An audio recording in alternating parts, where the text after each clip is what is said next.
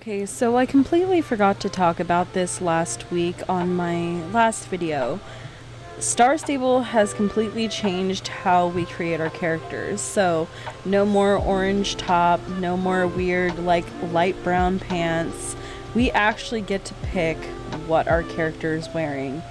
Like, you get to customize your horse, you actually get to customize your character a little bit more now. Alright, so let's just hop right into it. As per usual, you always get to customize your horse, so let's just pick something. Let's go for an Epona look, because the kind of cool thing about the fact of your starter horse is you can kind of make them look however you want. And so I'm going to pick this bay horse since they don't really have like a more chestnut, like, you know, lighter colored horse other than these bays, light bays, dark bays, etc.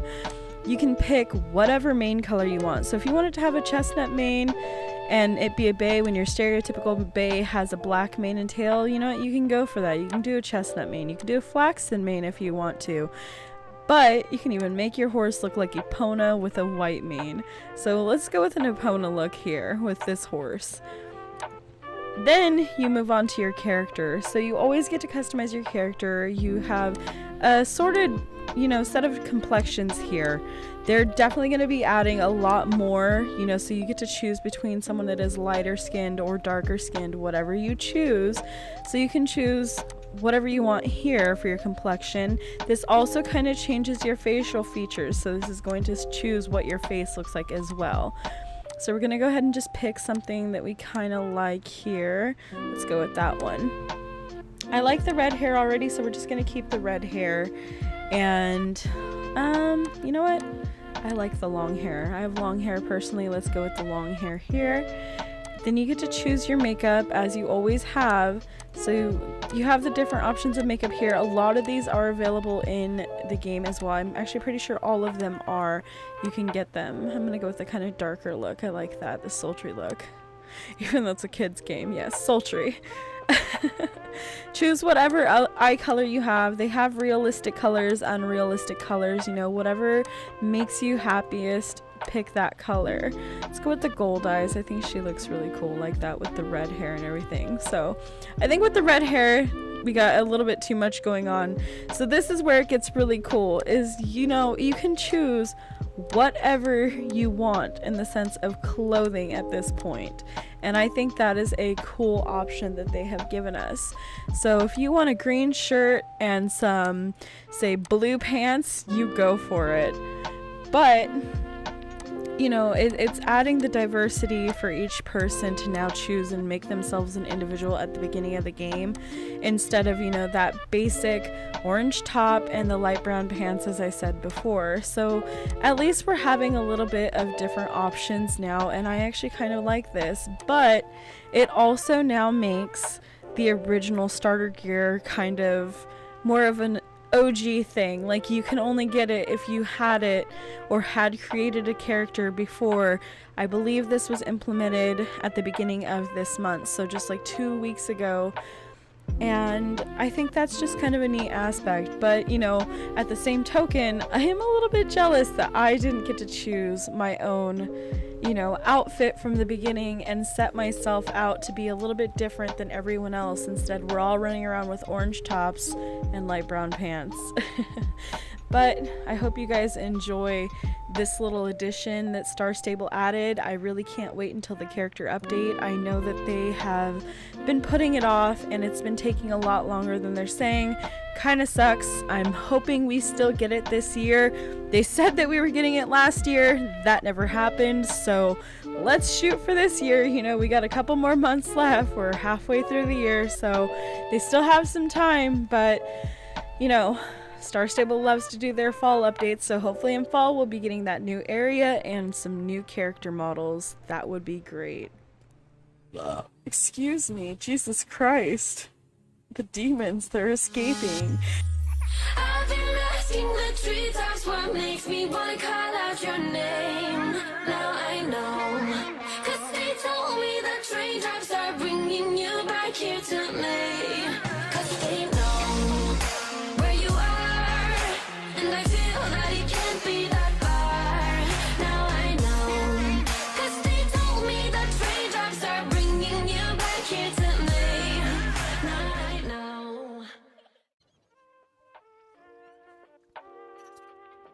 let's talk about the new update, shall we?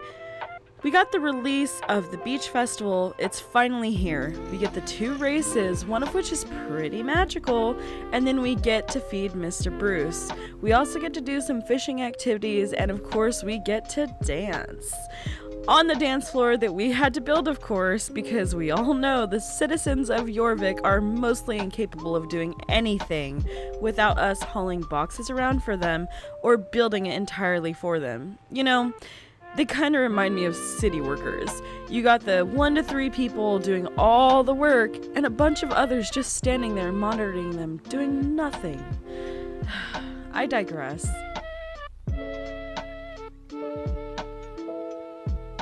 The new magical race is definitely pretty sweet, though I feel some of the jumps itself are a bit buggy, but let's be honest, this whole update was extremely bug-ridden, and I'll get back to that in a moment.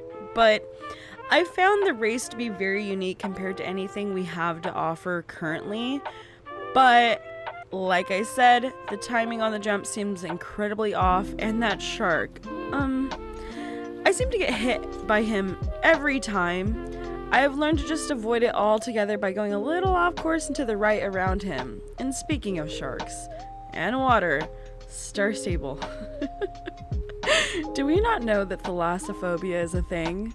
And I speak on a personal level here. It's genuinely terrifying for me to be riding my horse on the water, not knowing what in the world is going to come out after me.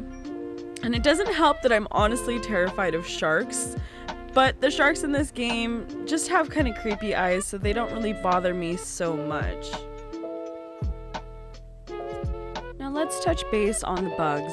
It seems like with every update, we not only get a new set of filler quests, but we always get a new bug to go with it. A few weeks ago, it was the white screen of death. You couldn't do anything but Alt F4 out of the game, and sometimes if you waited maybe 20 minutes, it would go away, but it's not worth it. Last couple weeks, we've been dealing with that item spawning in our character's hands, and this is still a prominent bug, but oh boy, this new one. This new one is definitely taking the cake so far with the UI glitches. Now, if you're on PC, I'm going to share a little trick with you about how to fix it. Mobile, I can't seem to get to work, so you're kind of out of luck there. Close the game and open it again on mobile. Now, my PC players, it's super easy. As you know, your whole UI seems to disappear. You can't do anything. Even your mouse goes away, and you get stuck sitting there trying to open or close a prompt. It tends to happen at the beginning of the races, I've noticed, or even after the races, or in just the main vicinity of the race boards. It's actually quite an easy fix. Just move your camera. Hold your right mouse down, rotate your camera just a little bit, and voila. You see your UI again, and you can continue your merry way doing all of your quests. Talking about the sharks and the fishies, feeding Bruce isn't exactly anything extravagant. To be honest, there's nothing too extravagant about this update. I did, however, enjoy the mild Finding Nemo references, and then it dawned on me about the shark's name entirely, and I laughed for a good minute that I didn't realize it sooner.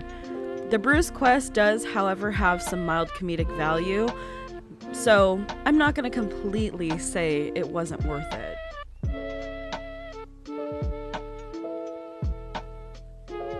Moving forward, I will say, however, that fishing is kind of nice now with the ping system.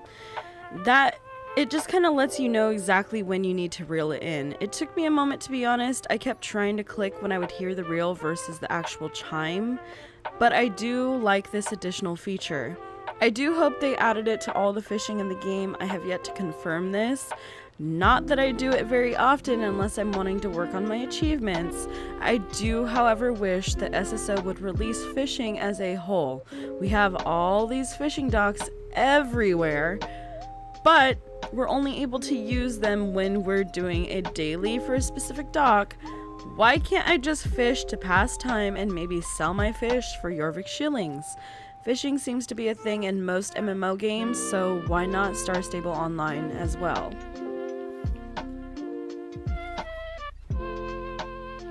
So since we already touched base on the Shibby Tim's Feeding Bruce quest, let's just chat a bit about his other dailies.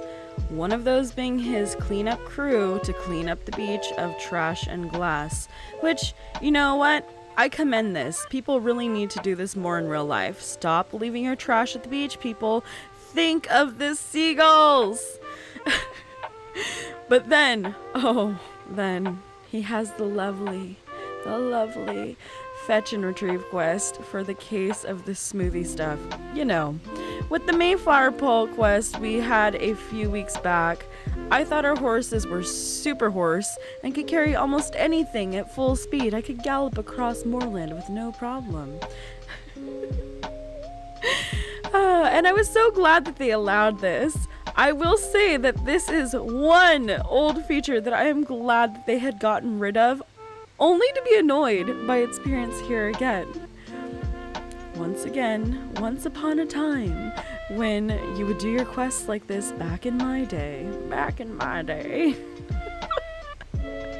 it was always that it slowed your horse down to a slow lope, and this drove me insane. It was faster to just jump forward as you're cantering, just constantly jumping. It's back with this quest, and I wanted to cry.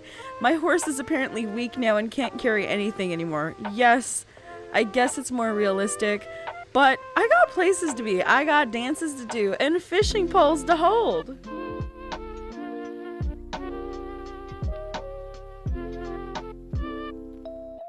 So I gotta say, I'm a little disappointed. Surprise, surprise, more disappointment. As stated last week, it wouldn't be an SSO update without a bit of disappointment added into the mix.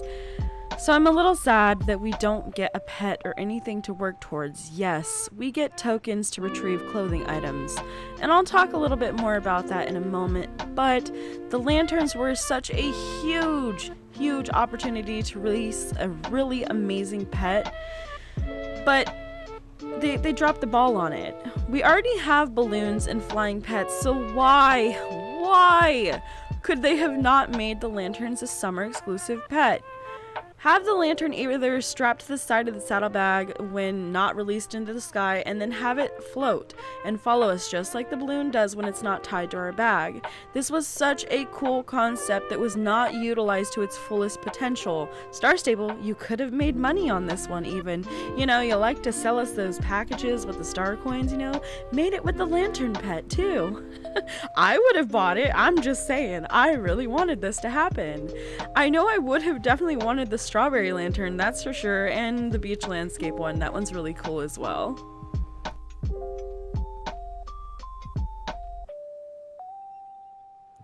Now, talking about the redemption of tokens, I have to say I personally love the Montana Mountaineer set, and I am striving to get this as soon as possible. The second I saw the top, I was like, I need this in my life. There's a few different sets available in the token store though, so whatever you find that fits your style, go with that. There's a lot of cute options, definitely.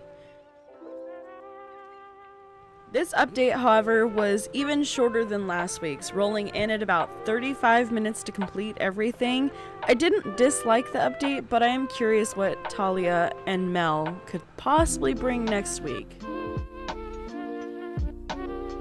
So that's about it on this week's update, but I do have a few spoilers if you want to stick around and hear about it. But I just want to let you guys know, if you do enjoy my content, go ahead and like and subscribe and ring the notification bell so that you'll get any future updates from my account and whenever I post videos. I sincerely appreciate it, and I hope to hear from you guys. Any comments or anything like that would be great. If you guys have any potential ideas that you would like to discuss or any spoilers that you want to talk about, go ahead and leave it in the comments, and hopefully we can talk about it.